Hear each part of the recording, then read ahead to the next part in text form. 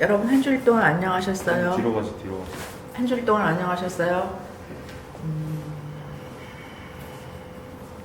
오늘 역시 대면수업 못하고 또 서로 답답한 마음에 이렇게 만났지만 여러분들 그 모습도 보고 아무튼 섭섭하지만 여러분들이 또 양해를 구하고 수업을 시작하겠습니다. 그리고 그 이메일로 중간고사에 대한 문의가 엄청 많이 오고 있는데 지금 시점에서 아마 한 오늘쯤이 그 중간고사 일정이었을 거예요. 학사 일정을 본다면.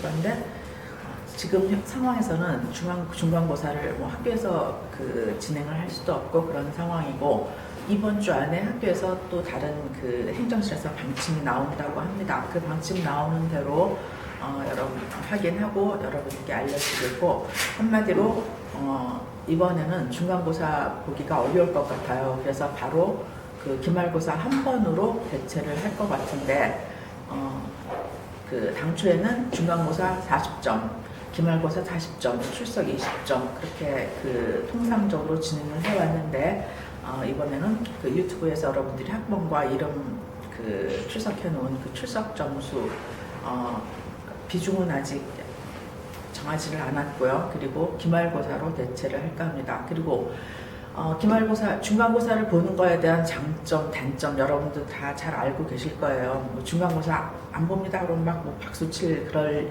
일도 있겠지만 일단 안 보니까. 그런데 기말고사에서 범위가 좀 넓어질 것 같은 생각이 들죠. 그런데 5월 달에 수업을 실제로 우리가 얼굴 보고 할 수 있으면 좋겠고, 그렇지 않은 경우에는 기말고사를 그렇게 중간고사와 합쳐서 한 번에 보니까 범위를 너무나 많이 넓혀놔서 여러분들이 그 혼란한 그런 것을 방지를 할까 합니다. 아무튼 기말고사 한 번을 본다 하더라도 또 그렇게 광범위하게 또 미처 그 설명들이 미흡한 그런 거에 대해서까지 여러분들한테 부담을 주지 않도록 최대한 노력을 하겠습니다. 그리고 당초 강의의 목표는 뭐 꿀강이고 뭐 꿀잼이고 그런 얘기도 했었었는데, 실제로 이렇게 해보니까 저기 왜 그다지 여러분들의 반응도 볼 수가 없고, 그리고 아무튼 쉽지 않은 상황인데 다시 한번 이해해 주기를 양해 바랍니다.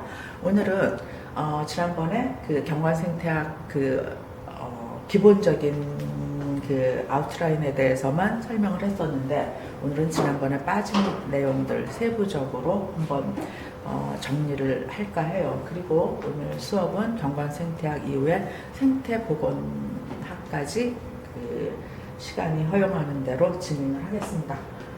지난번에 얘기했던 것처럼 경관생태학 개요 4대 원칙, 7대 원리, 파편화, 그리고 환경계획 수립 시 공간단위 설정, 생태 네트워크 유형과 구성 요소. 우리가 경관생태학 그 배우는 이유는 최종적으로 환경 생태 계획, 여기 생태가 빠졌는데 환경 계획 중에 생태학적인 부분을 포함하여 공간 단위를 설정한다. 이런 것이 그 신도시, 생태도시 그 계획하는데 다 그 필요한 요소들이기 때문에 여러분들한테 어디에다가 활용을 하는지를 다시 한번 말씀을 드리겠고, 실제적으로 세종시나 또 앞으로 그 전 구성할 신도시에도 모두 이 환경 생태학 계획에 대한 그런 내용들이 그 포함되어 있어요. 그리고 환경 생태 계획에 대해서는 환경부에서 환경 생태 계획 그 보도 지침이 나와 있어요. 환경 생태 계획의 원칙과 뭐 기본 방향 그리고 적용 방향 그런 요소들이 있는데, 나중에 기회 있을 때는 또 다시 환경부에서 보도 자료로 그 배포한 그 환경 생태 계획에 관한 그런 사항들을 준비해서 올려보겠습니다. 그리고 이번에는 그리고 한 가지 빠진 것은 경관 생태학에 대해서 그림에 대해서만 추가 자료를 그 중심적으로 올려놨는데, 또 혹시라도 여러분들이 또 혼란이 있을까봐 경관 생태학에 대해서 그림까지 넣고 풀로 최종적으로 자료를 하나 넣었으니 여러분들은 그냥 최종 자료만 활용해서 그 보면은 더욱 문제가 없겠어요. 지난번에 했던 것은 간략하게 넘어가고 학생들한테 그 이메일 상으로랄까 질문이 온 사항에 대해서 오늘은 더 중점적으로 얘기하겠습니다. 다시 한번 얘기하면은 경관생태학은 생태학과 지리학이 합쳐진 범위다. 생태학에 지리학을 플러스했다. 그리고 생태학의 경관의 구성 원리 구조는 패치 통로 바닥인데 커다란 이 매트릭스 위에 여기 조각 패치가 있고, 그리고 요거는 당연히 비선형이고 선형으로 구성된 그 코리더들이 있다. 코리더에는 뒤에 나오겠지만 자연형 코리더, 인공적 코리더 그런 거가 있는데 자연적인 코리더를 가장 이상적인 환경 생태 계획에서 그 도입하는 게 기본적인 사항이 되겠죠.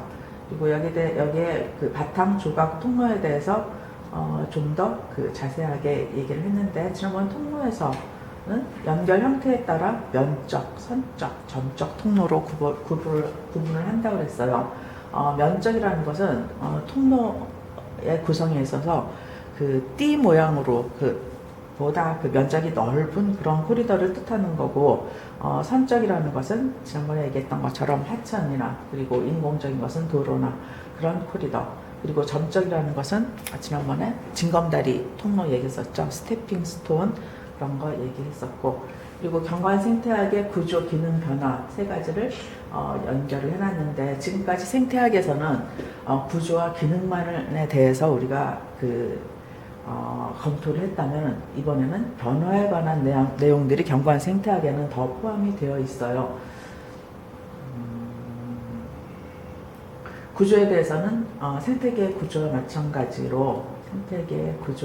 마찬가지로 그 경관에 대해서는 바탕, 조각, 통로 세 가지, 그리고 분포와 배열들을 얘기했고, 기능은 생태계의 기능과 마찬가지로 에너지 흐름, 물 영양소 흐름, 그리고 여기서는 경관 생태학에서는 기능의 그 피식 상호작용, 생태학에서 군집의 상호작용과 같은 그런 것과 마찬가지로 경관 역시 그 상호작용, 군집 간의 상호작용이 작용을 하고, 정보 이동이라는 그 기능도 한 가지 더 첨가되어 있어요. 그런데 이 정보 이동이라는 것은 이 변화에서 보면은 조각의 역동성이라고 했고, 메타 개체군의 역동성이라고 했어요. 경관은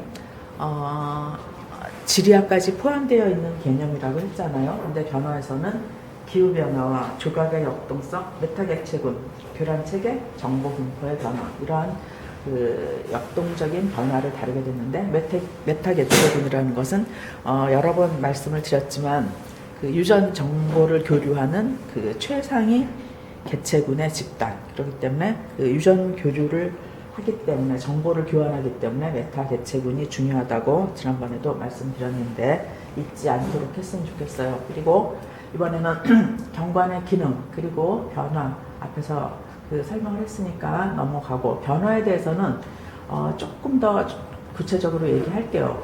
구조와 기능의 시간적인 변화고 안정성의 원리가 포함되어 있다.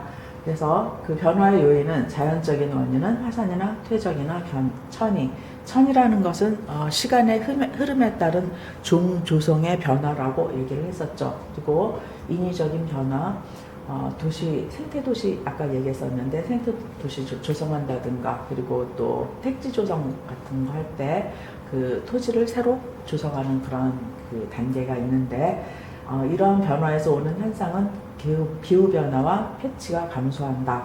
패치의 파편화에 대해서 한번 얘기한 적이 있었죠. 여기 단편화 얘기 나오고, 또 생물종이 멸종을 하게 됩니다.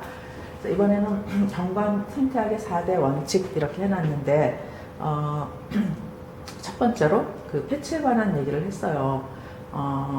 패치는 그 면적에 따라서 또 형태에 따라서 그 패치의 기능이 달라지는데, 여기 생태적, 시각적 특성이 주변과 다르게 나타나는 비선형적인 요소다. 선형적인 것은 통로라고 얘기했죠. 그리고 그 패치의 종류에는 잔류 패치, 재생, 그리고 도입, 환경자원, 교란과 같은 이러한 저기 패치의 형태가 종류가 있어요. 잔류라는 것은 남아있는 패치, 그리고 재생이라는 것은 새로 만들어진, 그리고 외부로부터 도입된 그런 내용들이 있고, 패치의 4대 원칙에서 지난번에 로스와 슬로스에 관해서 얘기를 했죠. 로스는 뭐라 그랬죠? 라지 오와 스몰, 크냐 작으냐, 큰 것이 좋은가 작은 것이 좋은가. 큰 패치는 당연히 내부종을 보호한다. 그리고 생태적인 안정, 그리고 종수가 증가한다. 작은 패치는 종다양성, 그리고 U라고 했는데 MV예요. 나중에 또 나도 수정을 할 거예요. MVA라는 것은 최소 존속 면적, 미니멈 바이어러블 에어리어라고, 그 일정한 면적이 유지를 해야만 그 생물종이 유지되고, 일정한 면적이 없으면 종이 소실된다. 지난번에 저런 얘기 했었죠. 생물 다양성에서 가장 중요한 것은 생물종과, 그리고 요즘 최근 그 트렌드는 서식지를 중요하게 생각한다. 사람도 마찬가지. 그 사람도 중요하지만 사람이 살아야 하는 그런 터전, 서식지가 중요한 것처럼 생물종도 마찬가지로 서식지가 중요하다는 사실 다시 한번 얘기를 하겠고요. 그리고 이번에 패치에 대한 논쟁이 있는데, 여기 로스 논쟁, 슬로스 논쟁, 그래갖고 로스 논쟁, 라지와 스몰 패치, 그리고 슬로스는 싱글 라지와 세브럴 스몰 패치. 여기 싱글 라지, 큰 거 하나가 좋은가, 세브럴 라지 패치, 작은 거 여러 개가 좋은가. 그래서 앞서 얘기했던 것처럼 큰 조각은 생태계 안정성, 내부 종 보호에 유리하다. 작은 경관 쪽은 최소 면적 이하일 경우는 종이 소실될 수 있다. 그리고 주연부 생물 다양성 높을 수도 있다. 그런데 주연부라는 거에 대해서 뒤에도 나오겠지만 지난 시간에도 얘기했죠. 주연부는 뭐라고 그랬죠? 두 가지 생태계가 접하는 그런 부분, 엣지 이펙트라고 그 뒤에 설명이 나오는데, 그 엣지, 경계부를 얘기를 하는 거예요. 그런데 두 가지 생태계가 만나니까, 예를 들어서 지난번에 육상 생태계, 수상 생태계겠죠. 두 가지 생물 중에서 그 생물 다양성이 높아진다. 그리고 이번에는 종수 면적 곡선을 하나 그림으로 넣었는데, 면적이 가로축이 A고 세로축이 종수라 하는 경우에 여기서 종수는 어떻게 유지가 되나? CA 제곱, 면적의 제곱에 비례한다. C는 상수고요. 그리고 이거를 대수관계 모델로 하면 S는 Z 로그 A 플러스 C, 이런 형태로 종수와 면적에 대한 그런 그래프, 면적이 크면 클수록 종수가 증가하는데, 이러한 형태로 여기 지수관수 모델, 대수관계 모델, 이런 형태로 공식으로 증가를 한다. 그런데 여기서 지난번에 그 생존곡선에서 환경 수용력 K 한번 얘기했었던 것처럼, 여기 종수 면적 곡선에서는 여기 더 이상 종수가 증가하지 않는 경우를 미니멈 에어리어 포인트, 그 최소 면적의 한계점, 그러니까 최소 면적을 유지해야만 생물종은 유지를 하고 증가할 수 있다. 이런 얘기가 되겠어요. 그 다음 슬로스로 이제 한번 볼게요. 작은 거, 적은 수의 큰 조각이 좋은가, 큰 조각 하나가 싱글 라지, 그리고 많은 수의 작은 게 좋은가. 싱글 라지 패치의 안정성은 그 조각 내부 개체군의 환경 변화와 민간 종 유지에 유리하다. 그리고 대형 척추동물의 서식처를 확보할 수 있다. 그런데 오늘 지난번에 그 강의에서 다 들었던 학생들은 별 문제가 없겠지만, 다시 한번 여러분들한테 강조하고 싶은 사항은, 그 생태도시를 설계하는, 환경 생태도시를, 생태계획을 계획하는 과정에서 가장 중요한 이상적인 방법은, 커다란 라지 패치를 하나 놓고, 이 세브럴, 싱글 패치를 여러 개를 배합해요. 그리고 이런 것을 이상적인 배치로 조합하는 것. 큰 패치와 작은 패치 여러 개를 이상적으로 배치하는 것이 가장 그 환경 생태 도시를 계획하는 그런 좋은 방법이 되겠다는 그런 얘기를 다시 한번 여러분들한테 하겠고, 혹시 기회가 있다면 그런 패치 조합 같은 것들을 한번 여러분들한테 구상을 해보라는 안도 생각을 해볼 수 있으나, 지금 현재에서는 뭐 그렇게까지 요구할 그런 건 아닌 것 같고, 다음 차트에 보면은 생태 네트워크 형성 체계가 있어요. 그걸 거기서 다시 한번 짚어보도록 할게요. 그리고 또 경관에서는 수평적 관계와 수직적 관계, 지리학적, 생태학적 관계라고 그랬죠. 근데 이번에는 수평적 관계에서 수직적 구조를 하나의 경관을 보고 이질적 경관 단위의 상호관계를 보았어요. 그래갖고 여기 싱글 라지, 그리고 또 세브럴 스몰. 싱글 라지는 무엇보다도 안정성이 최고겠죠. 그리고 세브럴 스몰은 다양성이겠죠. 그리고 생태계의 4가지 원리에서 안정성, 순환성, 다양성, 자연성, 그래서 안순자다 이렇게 해서 기본 원리가 있었는데, 여기서는 2가지 원리를 적용을 했어요. 싱글 라지는 안정하다, 그리고 세브럴 스몰은 다양하다. 그리고 내용들은 여러분들 지난번에 설명했으니까 넘어갈게요. 그리고 내가 오늘 경관 생태학에 대해서 다시 한번 여러분들한테 얘기를 하는 이유는, 여기 도서생물 지리설이 나왔어요. 도서생물 지리, 도서라는 것은 섬이죠. 섬생물 지리학이라고 하는데, 거리가 가까울수록 면적이 클수록, 그리고 이입종 다양성 증가로 멸종 가능성이 적다. 요거를 나타내는 학설인데, 학생들한테 질문이 오기로, 저기 잠깐만 보세요. 질문이 왔으니까. 여기 가까운 섬의 경우는 이입률이 높다. 당연히 섬하고 육지하고 가까울 경우에는 이입률이 높다. 그리고 여기 보면은 가까운 섬일 경우 멸종률이 낮다. 그것을 설명한 그래프인데, 요 아래는 생물 종수라고 얘기했어요. 그랬더니 어떤 학생이 질문하기로, 여기 가까운 섬인데 여기 생물 종수가 더 많아야 하지 않아요? 그런데 요거는 생물 종수가 가까운 섬인데 더 적죠. 그러니까 이 도서생물 지리학에서도 최근에 도서생물 지리설의 모순점 이렇게 해서 밝혀낸 그런 여러 가지 학설들이 있는데, 여러분들께서는 혼돈하지 말고, 그리고 나도 많이 혼돈되었던 사항인데 어떤 학생이 질문을 해줘갖고 좋은 것을 짚어줘갖고 일단 다시 한번 생각해보는 기회를 가질게요.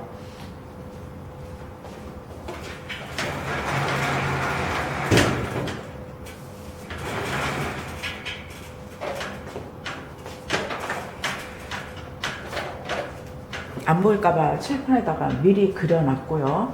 그리고 혹시 이 그림이 또 안 보인다면 자료로 보내던가, 또 되면 수업 시간에 충분히 다시 그림은 제공할 테니까 이해를 해주고, 일단 여기서는 가까운 섬인 경우 이입률이 높다. 요거를 시사를 했고, 그 다음에 가까운 섬일수록 여기 멸종률이 여기 낮다. 가까운 섬일수록 유리하다는 그런 얘기죠. 그리고 반대로 먼 섬일 경우는 이입률이 가까운 섬보다 낮아요. 그리고 먼 섬일 경우에는 여기 이렇게 보면은 여기 멸종률이 높다. 먼 섬일수록. 그래서 그리고 내가 여러분한테 자료 올린 거를 보면은 여기 이렇게 거의 평행으로 그려놨어요, 그림이. 근데 평행이 아니고 여기 어느 순간에 가서 만나요. 그리고 작은 섬, 그리고 여기 큰 섬, 이런 경우에도 여기서 평행. 그림에는 여기까지만 그려져 있는데, 그것을 더 연결하면은 이렇게 그림이 적용이 됩니다. 이 그림 다시 한번 여기서 교차되는 그런 지점들이 있다. 이런 것을 한번 얘기를 하고, 그리고 여기서 도서생물 지리설의 가장 포인트는 무엇인가? 가까운 섬, 그리고 큰 섬일 경우 여기 만나는 포인트가 여기예요. 그리고 작은 섬, 그리고 먼 섬이 만나는 포인트가 이거예요. 그래서 도서생물 지리설 자체로만 보면은 이입률, 멸종률, 가까운 섬, 작은 섬, 먼섬, 큰 섬에 관한 이 그림 하나만 보면 돼요. 그런데 또 그 도서생물 지리설에서 보니까 실제로 이 포인트, 크고 가까운 섬에서는 또 생물 다양성이 가장 높더라. 그리고 여기서는 생물 다양성이 낮더라. 그래가지고 요 가로축에다가 생물 다양성을 포함시켜서 넣는데 여러분들은 이 포함까지 시켜놓으니까 더더욱 그 혼란이 있을 수 있는 거, 혼돈할 수가 있는 그런 게 있어서 일단 가까운 섬, 먼 섬, 이입률, 멸종률, 작은 섬, 큰 섬, 그 이입률, 멸종률 여기에 대하여만 생각하고 그 다음에 두 번째 단계로 다음 단계로 가까운 섬, 큰 섬이 생물 다양성이 높더라. 그리고 작은 섬, 먼 섬이 생물 다양성이 낮더라. 그래갖고 가로축에다가 단계적으로 생물 다양성을 감안을 한 거예요. 그래갖고 생물 다양성이 왜 가까운 섬에서 생물 다양성이 여기 높으냐, 생물 다양성이 낮으냐, 이런 것은 가까운 섬 당연히 생물 다양성이 낮고, 그리고 또 작은 섬에서도 그 생물 다양성이 여기 높게 나타나는 경우가 있죠. 그렇지만은 아무튼 이입률, 멸종률, 가까운 섬, 크고 작은 섬, 이 관계에서 여기까지만 일단 생각을 하고, 이렇게 만났더니 생물 다양성이 이쪽을 종수로 생각을 한다면은 이렇게, 그리고 쪽에서는 생물 다양성이 낮다. 이렇게 별도로 생각을 해주는 게 여러분들 이해가 빠를 것 같아요. 그리고 그 질문했던 학생의 그 의견에 대해서는 가까운 섬인데 왜 생물 다양성이 먼 섬, 생물 다양성, 그리고 이 생물 다양성하고는 관계없이 큰 섬, 작은 섬 이렇게 이입률, 멸종률로 만들어진 그래프이고, 생물 다양성은 나중에 이렇게 만나는 경우에 생물 다양성을 우리가 적용을 한 것이라는 것을 다시 한번 이해를 해 주었으면 좋겠어요.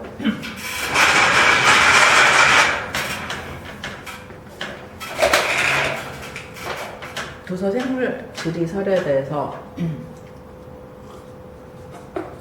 이해가 충분히 갔을 거라고 생각을 해요. 그리고 생물 종수까지 밑에 적용을 해놨는데, 생물 종수는 이 아래 생물 종수를 넣은 그런 이유는 교차점에 대해서의 생물 다양성, 그것을 우리가 파악하기 위한 거지, 가까운 섬, 먼 섬, 그리고 큰 섬, 작은 섬은 이입률, 멸종률 여기에 대해서만 1단계 생각하고, 생물 종수는 만나는 지점에서 어떤 것이 높은가, 거기에 대한 우리의 생각을 넣으면 되는 거지, 종수까지 합쳐가지고 너무 복잡하게 생각하지 않는 게 좋을 것 같아요. 그리고 도서 생물 지리학에서도 문제점들이 많이 되고 있다 했잖아요. 그런데 이것은 너무 섬을 위주로만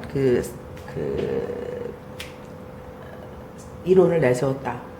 육지관에서 관한 이론이 부족하다. 그리고 또 몇 가지 도서 생물설의 문제점에 대해서 또 기술사 시험이라든지 이런 데서도 그런 것들을 제시하도록 라고, 아무튼 질문 학생의 답변이 충분히 되었으면 하는 그런 생각을 가지고 있고, 다음으로 넘어갈게요. 그리고 이번에는 패치의 연결성, 그리고 경관 조각의 이상적인 배치, 다이아몬드 이론을 지난번에 얘기했었죠. 그래갖고 크기는 클수록, 형태는 둥글수록, 굴곡이 있을수록, 거리는 가까울수록 이런 것이 바람직하다고 그래갖고, 바람직한 경우하고 바람직하지 않은 경우를 그림으로 그렸는데, 여러분들이 시간 날 때 자료 보면은 너무나 어렵지 않게 재밌게 파악할 수 있을 것 같아요.